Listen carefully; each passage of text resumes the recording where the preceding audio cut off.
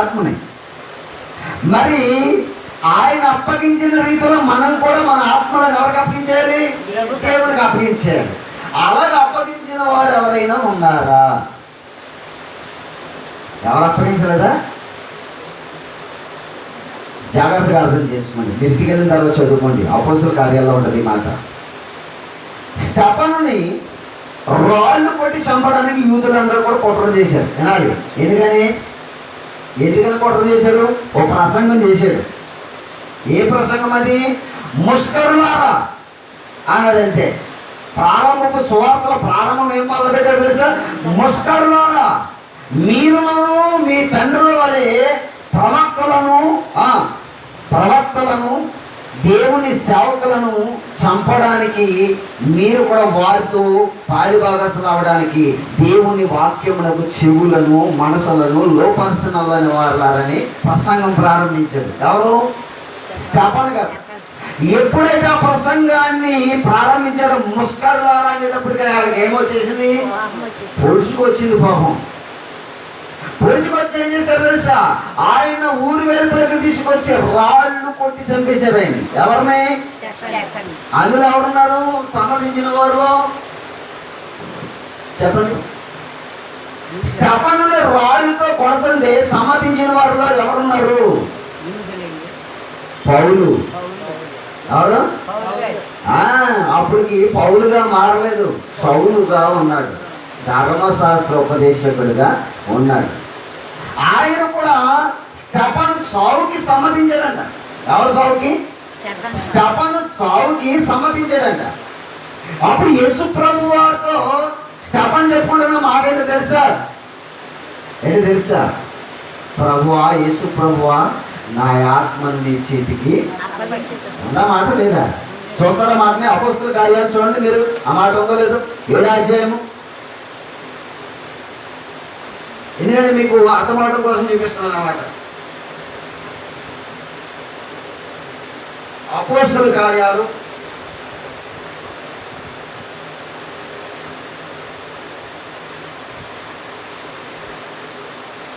7వ అధ్యాయము 60వ వచనం.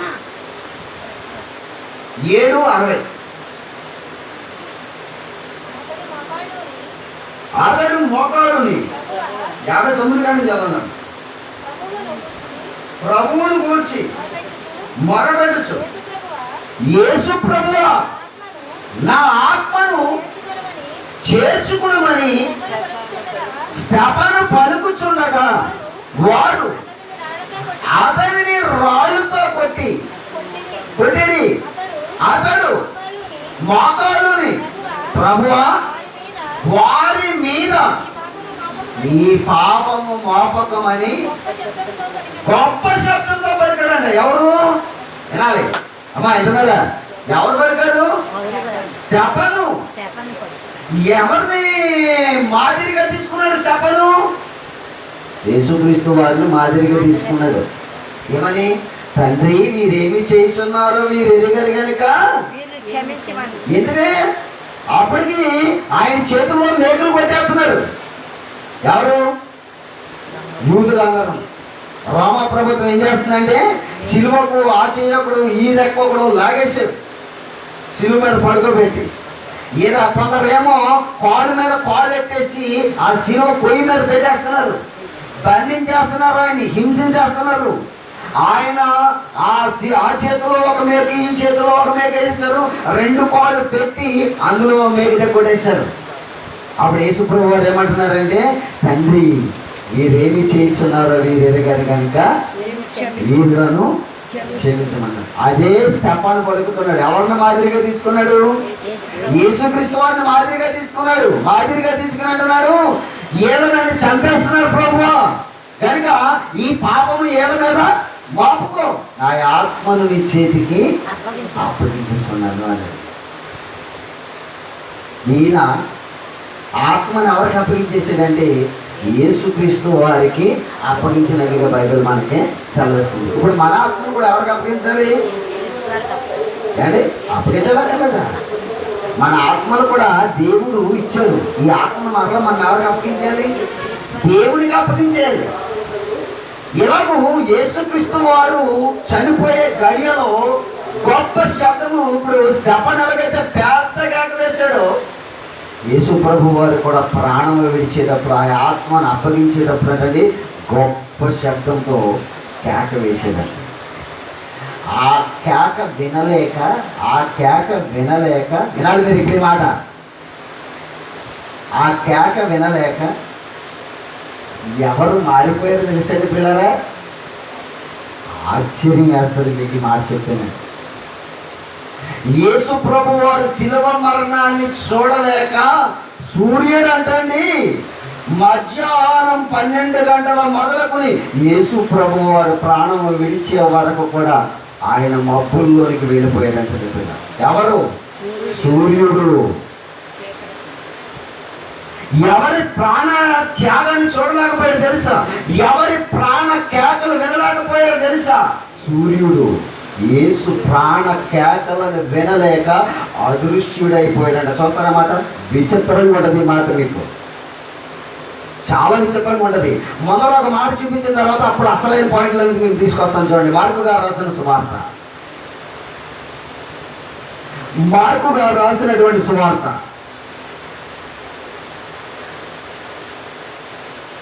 చూడండి. మార్కు గారు రాసినటువంటి సువార్త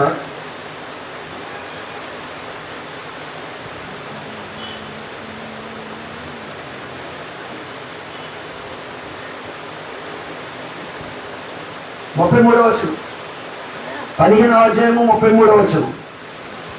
మార్కు గారు రాసినటువంటి సువార్త 15వ అధ్యాయము 33వ వచనం. మధ్యాహ్నము మొదలుకుని 3 గంటల వరకు ఆ దేశమందంతటా చీకటి కమ్మేసిందంటే ఏంటండి?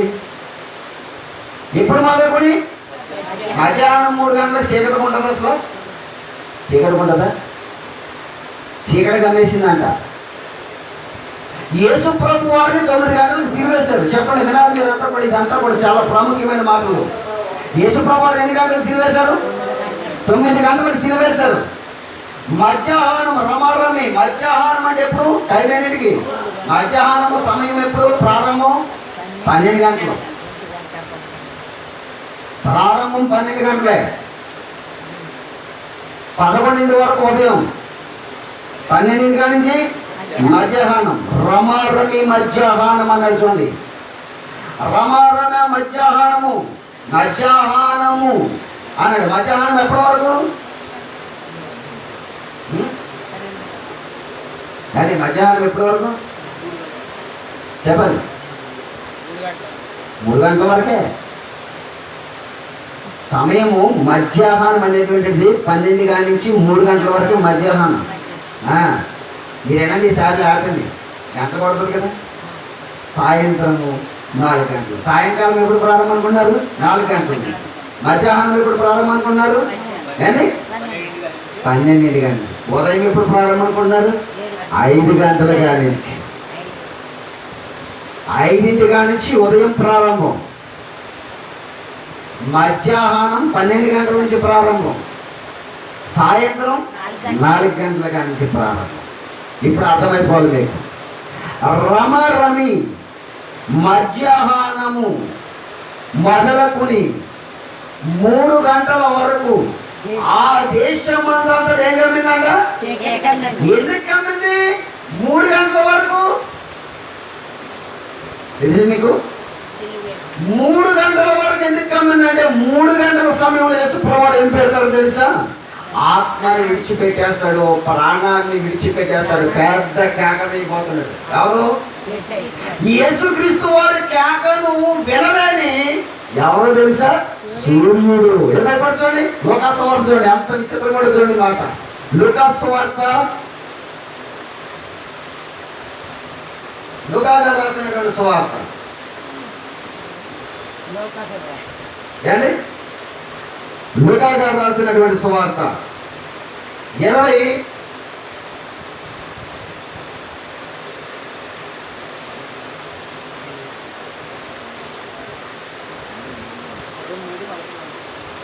చూద్దాం. 23వ అధ్యాయము 44వ వచనం. 23వ అధ్యాయము 44వ వచనం. అప్పుడు రమారమి మధ్యాహ్నము ఆయను అది మొదలుకుని 3 గంటల వరకు ఆ దేశం అంతటను చీకటి కామని కారణం ఏంటంటే సూర్యుడు అదృశ్యుడు అయిపోయాడు. సూర్యుడు ఏమైపోయాడా? ఎందుకని సూర్యుడు అదృశ్యుడు అయిపోయాడు తెలుసా? యేసు మరణపు కేక నేను వినలేను, ఆయన మరణపు కేకను నేను తట్టుకోలేనని సూర్యుడు ఏమైపోయాడు తెలుసా? అదృశ్యుడు అయిపోయాడు. విచిత్రం ఏంటి తెలుసా? ఆయన రమ్మంటే కలగజేసిన వాడే సూర్యుడు. ఎవరు రమ్మంటే? యేసు రమ్మంటే కలగజేస్తే వచ్చిన వాడే సూర్యుడు. నన్ను కలగజేసిన ప్రభువు ఈ కేక వేస్తే నేను తట్టుకోగలిగినాని రమారమి 12 గంటలు మొదలుకుని ఆయన మరణ కేక వినబడే వరకు కూడా సూర్యుడు అదృశ్యుడైపోయాడు, దాక్కున్నాడు.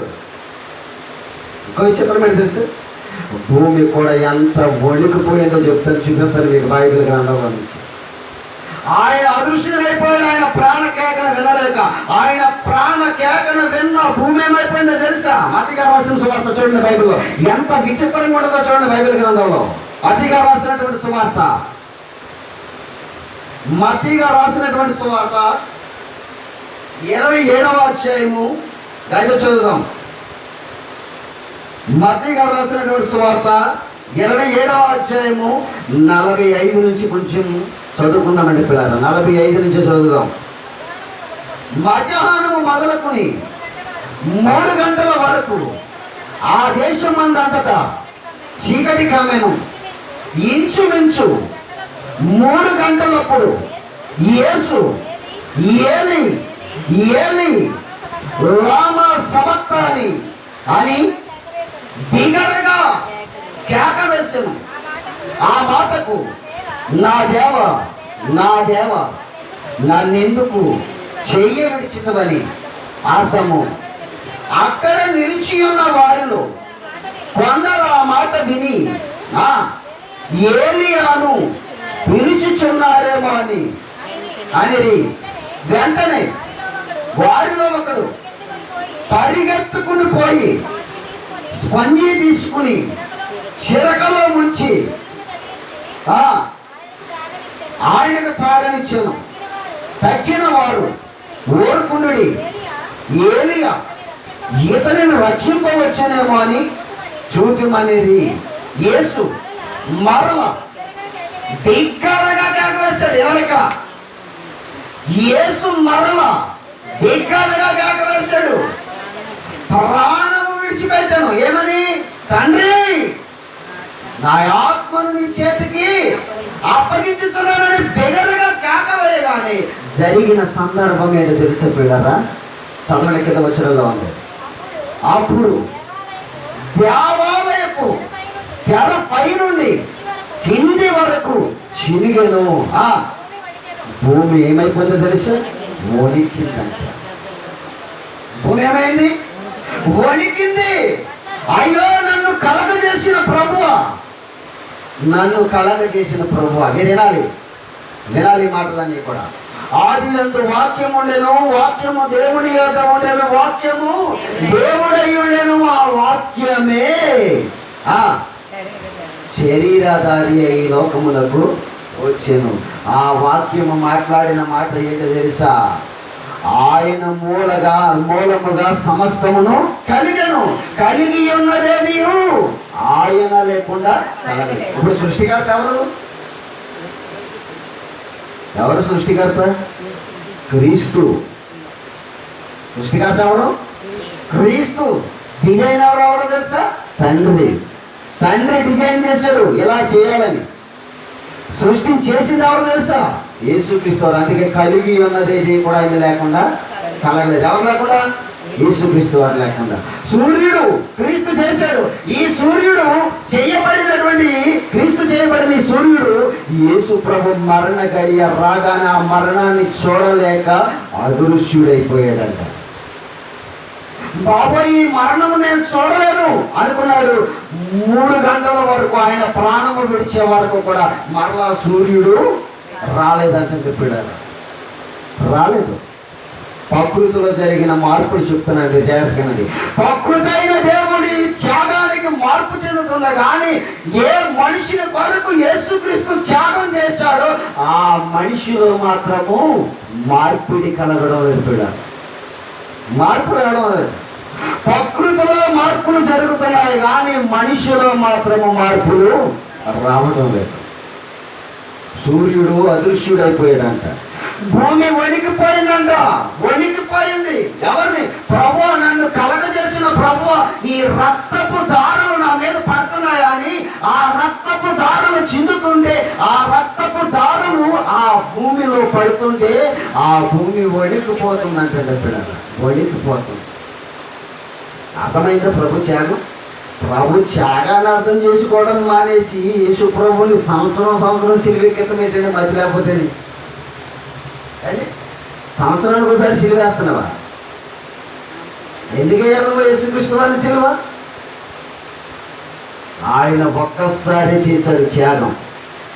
ఆ ఒక్కసారి చేసిన త్యాగంలో సదాకాలము నిలిచే రక్షణ ఉంది. ఏ రక్షణ అంట? సదాకాలము నిలిచే రక్షణ ఉంది. బైబిల్లో చూపిస్తాను మీకు ఆ మాట. నేను లేని మాట కాదు పిల్లరా, ఉన్న మాట చెప్పాలి సమాజానికి. సదాకాలము నిలిచే రక్షణ ఆ ఒక్క త్యాగంలో ఉంది. ప్రతి సంవత్సరం యేసు ప్రభు అని సిలువేయద్దు, ప్రతి సంవత్సరం సమాధిలో తడుముకోవద్దు. ఎందుకు వెళ్తున్నారు సమాధిలోకి? మనం 3వ రోజున వెళ్ళిపోతాం. ఎక్కడికి? సమాధి కాడకి. ఏం చేయడానికి? ఆయనకి ఇష్టమైనవి వల్ల కొడతారంట. ఎవరికి ఇష్టమైనవి? మరి బ్రతుకున్నప్పుడు పెట్టచ్చు కదా, బ్రతుకున్నప్పుడు కదా తినేది. చచ్చేకేం తింటాడు? తింటాడా? మీరు వెళ్తున్నారు ఏం పడుకుని? ఆయనకి ఇష్టమైనవి అంట ప్రత్యేకంగా తీసేస్తారు. ముందు తీసేసి 3వ రోజున బయటికి వెళ్తారు. 3వ రోజున ఆకలి కొంటాడా? మరి ఉన్న రోజులు ఆడాడుతాడు కూడు. మరి అప్పుడు కూడా అడిగారండి సమాధుల దగ్గరికి. ఈ జీవితం తాగలయ్యా, ఎందుకు వచ్చినాయి ఈ ఆచారాలు? పోయినా లేదు మీకు. మరి 3వ రోజున ఆకలి అవుతుంది, 3వ రోజున బయటికి వెళ్తున్నాం. ఉన్న రోజులు ఆకలి అయినా ఉన్న రోజుల్లో కూడా బయటికెళ్ళాలి కదా సమాధుల దగ్గరికి. ఆడ తింగరోడు చెప్పినాడు, మీరు అంటకున్న తింగర మోకాలు బయటికెళ్తాకి కాదండి. జాగ్రత్తగా గమనించిన పిల్లారా, యేసు ప్రభు వారి సమాధి దగ్గరికి వెళ్ళింది ఎందుకో తెలుసా? చెప్తాను, ఆదివారం చెప్తాను మీకు. అది యేసు ప్రభు వారి సమాధి దగ్గరికి ఎందుకు వెళ్ళారో, అసలు వెళ్ళడానికి గల కారణాలు ఏంటో ఆదివారం చెప్తాను మీకు. అవన్నీ కూడా వివరాలు. ఇప్పుడు మనం యేసుక్రీస్తు వారి యొక్క త్యాగం ఏంటంటే, యేసుక్రీస్తు వారి త్యాగం ఏంటంటే మానవ రక్షణ సంకల్పం. ఏదంటే మానవ రక్షణ సంకల్పం. ఈ మానవ రక్షణ సంకల్పం కోసం ప్రాణం పెట్టడానికి యేసుక్రీస్తు వారి భూమి మీదకి వచ్చాడు. ఆ ప్రాణము విడిచేటప్పుడు ఎవరు చూడలేకపోయారట? ప్రకృతి చూడలేకపోయింది. సూర్యుడు నలుపైపోయాడు, అదృశ్యుడైపోయాడు, మేఘాల్లోకి వెళ్ళిపోయి దాక్కున్నాడు. ఏదైనా ఒక అవసరం జరుగుతున్నప్పుడు, ఒక భయం పుట్టే సందర్భం జరుగుతున్నప్పుడు మనం ఇంటిలోనికి ఎలాగైతే వెళ్ళిపోయి దాక్కుంటామో, సూర్యుడు కూడా యేసుక్రీస్తు మరణాన్ని చూడలేక మేఘాలలో దాక్కున్నాడు. పిల్లారా, మేఘాలలో దాక్కున్నాడు. ఆ ప్రభు రక్తం భూమి మీద పడుతుంటే, నన్ను కలగజేసిన ప్రభు నీ రక్తం నా మీద పడ్డమా అని భూమి వణికిపోయింది. పిల్లారా, ఏది నీకు వణుకు?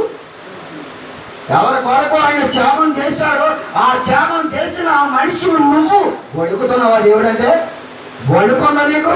భూమి వణుకుతుంది, సూర్యుడు అదృశ్యుడైపోతున్నాడు, గాలి నెమ్మదించేస్తుంది. ఆయన ఆజ్ఞాపిస్తే ప్రకృతిలో ప్రతిదీ కూడా కదలిక లేకుండా అలా నిలిచిపోతుంది. కానీ నీకు మాత్రం మార్పు ఏంటండి? ఈ సమాజం ఎప్పుడు మారుతుందండి? ఆలోచించండి పిల్లలు. ఇలాంటి ప్రత్యేకమైనటువంటి సంగతులను దేవుడు మన కొరకు రాయిస్తే, సూర్యుడే ఆయన పాదన భరించలేకుండా పోతే నువ్వు అసలు దాని గురించి ఏమనుకుంటున్నావు? అసలు ఏమనుకుంటున్నారు యేసుక్రీస్తు గురించి? అసలు ఆయన త్యాగం చేసిన త్యాగాన్ని నువ్వు తీసిపడేస్తున్నావు అంటే అసలు ఏం జ్ఞాపకం చేసుకోమన్నాడు, ఏం జ్ఞాపకం చేసుకోవద్దనడం మీకు అస్సలు అర్థం అవడం లేదు.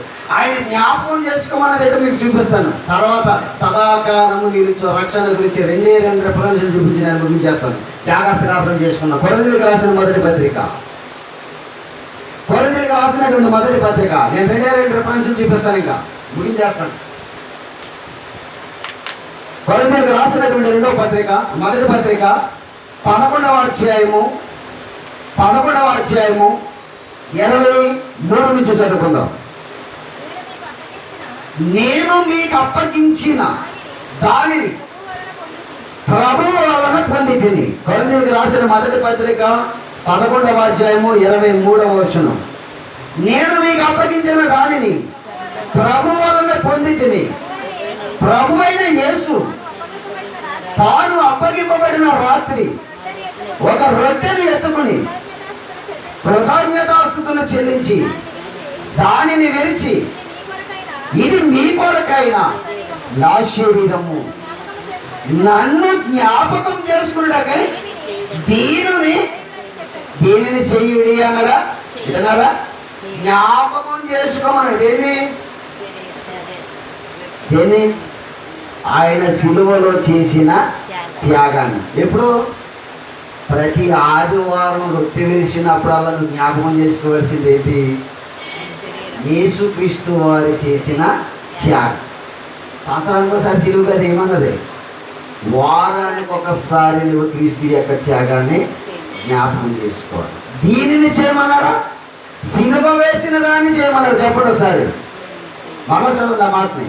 దీనిని చేయుడి. దేనిని చేయమన్నాడు అది చేయాలి. ఏది చేయొద్దన్నాడో అది మానేయాలి. ఇప్పుడు జ్ఞాపకం ఏం చేసుకోమన్నాడు? ఆయన శరీరమును. ఆయన శరీరం అంటే రొట్టె, ఆయన రక్తం ద్రాక్షరసం. వీటిని జ్ఞాపకం చేసుకుని దీనినే చెయ్యండి. శిలువకు శత్రువులుగా మారిపోవద్దు. నేను ఒక్కసారి త్యాగం చేశాను. ఏంటి త్యాగం? సదాకాలం అంటే భూమి ఉన్నంత కాలము, మనుషులు పుట్టి ఉన్నంత కాలము, యేసుక్రీస్తు వారు రెండవ రాకడ వచ్చేంత కాలము కూడా సదాకాలము నిలుచు రక్షణ మీకు సిద్ధపరిచాను. చూస్తారా మాట కూడా? హెబ్రీయులకు రాసిన పత్రిక ఆ మాట కూడా చూపించి నేను ముగించేస్తాను. హెబ్రీయులకు రాసినటువంటి పత్రిక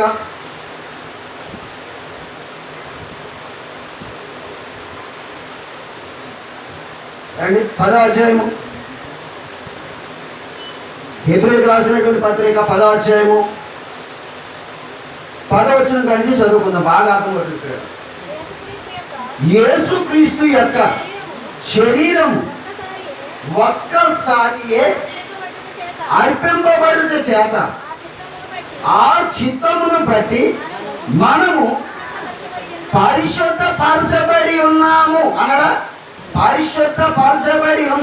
అనగా ఒక్కసారి మాత్రమే అన్నాడు. చూడండి అక్కడ, ఆయన శరీరము ఒక్కసారి మాత్రమే అర్పింపబడుట చేత మనమందరం కూడా ఏం చేయబడ్డామంట? పరిశుద్ధ పరచబడి ఉన్నాము. వాళ్ళ కింద చదవమ్మా. మరియు ప్రతి యాజకుడు దినదినము సేవ చేయొచ్చు పాపములను ఎన్నటికి తీసివేయలేని మాటికి అర్పించు ఉండును. ఈయనైతే పాపముల నిమిత్తమై, ఇక్కడ చూడండి ఆన్సర్ వస్తుంది, సదాకాలము నిలుచు ఒక్క బలిని అర్పించును. సంవత్సరానికి బలి కాదు, ఒక్క బలినే. ఒక్కసారి ఆయన శరీరము సిలువలో సమర్పించబడింది. సంవత్సరానికి ఒకసారి ఆయనను సిలువ వేయకండి అన్నాడు.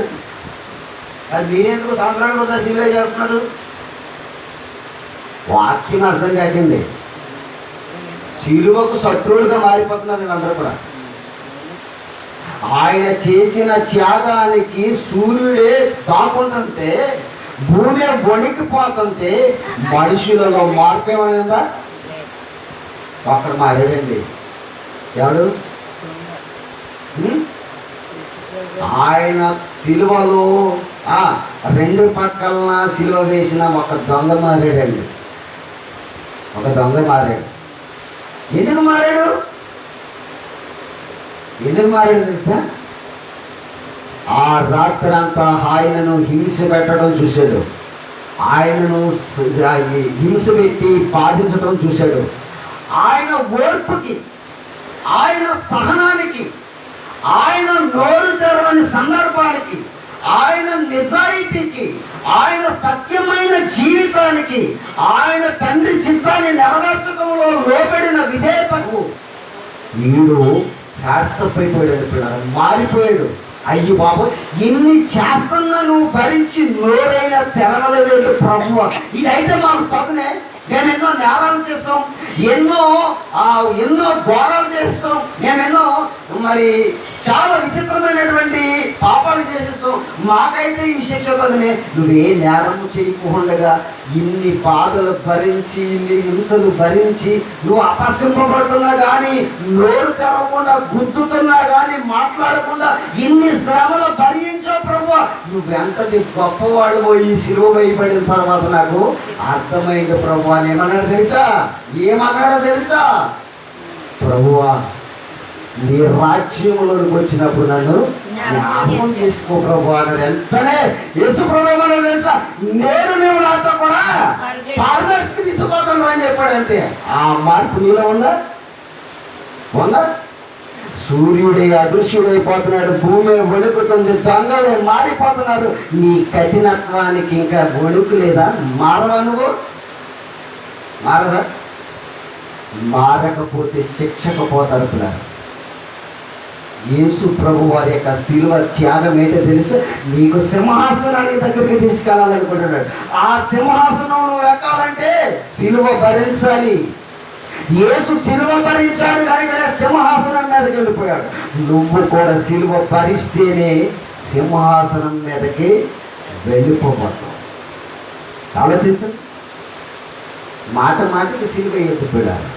సదాకాలము నిలుచు ఆయన ఒక్క బలి అది అర్పించడు. ఒక్క బలి, మాటకి అర్పించబడక్కర్లేదు బలి. ప్రతి సంవత్సరం ఆయన్ని 40 దినాలు జ్ఞాపకం చేసుకుంటున్నారు. 41వ రోజున సిలువేసేస్తున్నారు, 3వ రోజున వల్ల లేపేస్తున్నారు. ఏంటంటే శిలువకు శత్రువులుగా మారిపోయారండి పిల్లలు. అందుకనే మెలుపు కలిగి దేవుని కొరకు బ్రతకాలన్నది దేవుని ఉద్దేశం.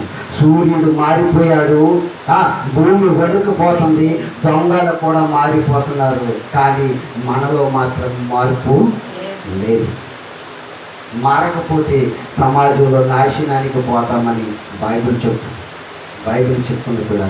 బైబిల్ ప్రకారంగా మన జీవితాలను మార్చుకున్న దేవుని కొరకు అర్పిద్దాం. ఎందుకంటే నీ ఆత్మ దేవునిది. యేసుక్రీస్తులాగా, స్తెఫనులాగా నీ ఆత్మను కూడా నువ్వు ఎవరికి అప్పగించాలంట? దేవునికి అప్పగించేద్దాం. మరణము లోపు మన జీవితాన్ని దేవునికి అర్పించేసేద్దాం. ప్రార్థన చేసుకుందాం. దయచేసి అందరూ కూడా తల్ల వంచండి.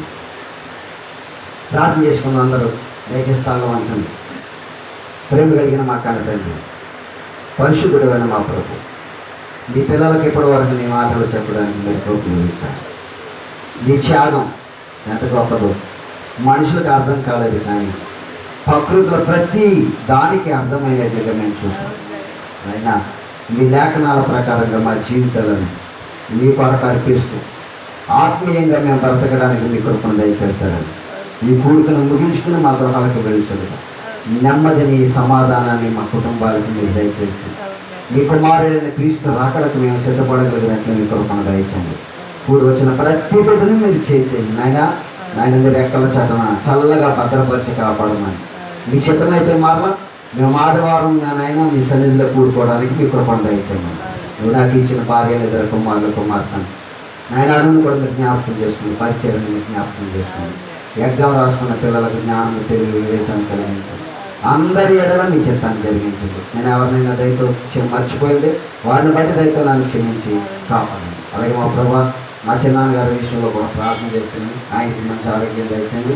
హాస్పిటల్ నుంచి కోరుకుని రావడానికి మీ కృపను అనుగ్రహించండి. సమాజంలో మేలు చేసి మీరు మహిమలు పొందమని యేసుక్రీస్తు వారి పేరటి ప్రార్థన మీకు సమర్పించి అడిగి వేడుకుంటున్నాను. ప్రియా పరలోకమందరం మా కన్న తండ్రి, ఆయన ఇప్పుడు మన తండ్రి అయిన దేవుని ప్రేమ, ఆయన కుమారుడును మన రక్షకుడైన యేసుక్రీస్తు వారి యొక్క కృప, ఆదరణకర్త అయినటువంటి పరిశుద్ధాత్మిక అన్యోన్య సహవాసం ఇప్పుడు నిత్యం సదా మనకును సకల పరిశుద్ధులకు ప్రార్థించబడిన అంశంలోనే నెరవేర్చబడకు సదాతోడై నడిపించును గాక. అందరికీ హృదయపూర్వకమైనటువంటి వందనాలు. All of you God bless you. Thank you.